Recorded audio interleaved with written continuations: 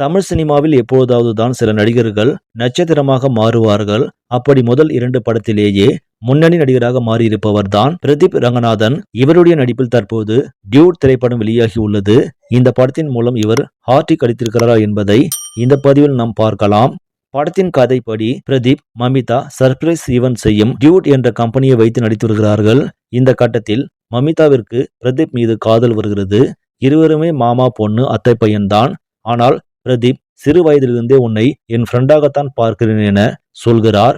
இதனால் மனமுடைந்த மமிதா மேல் படிப்பு படிக்க செல்கிறார். இந்த இடைப்பட்ட காலத்தில் பிரதீப் மமிதாவை ரொம்பவும் மிஸ் செய்ய ஒரு கட்டத்தில் அவருக்கு மமிதா மீது காதல் வர பிரதீப் மமிதா அப்பா சரத்குமாரிடம் சொல்கிறார். இதைத் தொடர்ந்து தடபுடலாக இவர்கள் திருமண ஏற்பாடுகள் நடைபெறுகிறது.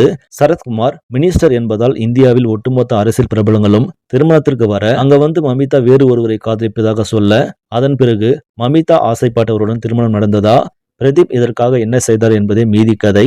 படத்தின் முதல் பாதி பட்டாசு தான். ஃபுல் பொழுதுபோக்கு, நோ கேரண்டி என இறங்கி அடித்துள்ளார். அதிலும் பிரதீப் மமிதா திருமணத்தின் போது நடக்கும் கலாட்டா, ஃப்ரீ இன்டர்வல் முழுவதும் செம ட்ரீட் தான். அதிலும் ஆணவ கொலைக்கு எதிராக பிரதீப் பேசும் வசனம் கண்டிப்பாக வரவேற்கத்தக்கது. இக்கால இளைஞருக்கு சொன்ன விதம் அருமை.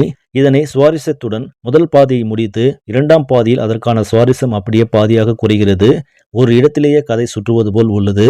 பெரிய சுவாரஸ்யம் 2ஆம் பாதியில் இல்லை என்றாலும் ஆங்காங்கே வரும் ஒன்லைன் கொஞ்சம் படத்தை காப்பாற்றுகிறது. டெக்னிக்கலாக படம் செம இழுவையாக இருக்கிறது. சாய் அபயங்கர் பின்னணி இசை, பிறகு வந்தனம் பாடல் தெரிக்கிறது. 2K கிட்ஸின் தேசிய கீதமாக இந்த பாடல் சில நாட்கள் ஒலிக்கும். மொத்தத்தில் டியூட் திரைப்படம் சில குறைகள் இருந்தாலும் ரசிகர்கள் விரும்பும்படியான படமாகத்தான் உள்ளது. இந்த விமர்சனம் உங்களுக்கு பிடிச்சிருந்தா லைக் பண்ணுங்க, ஷேர் பண்ணுங்க. மேலும் இது போன்ற சினிமா செய்திகளை உடனுக்குடன் தெரிந்து கொள்ள நியூஸ் தமிழ் சேனலை சப்ஸ்கிரைப் பண்ணுங்க. நன்றி.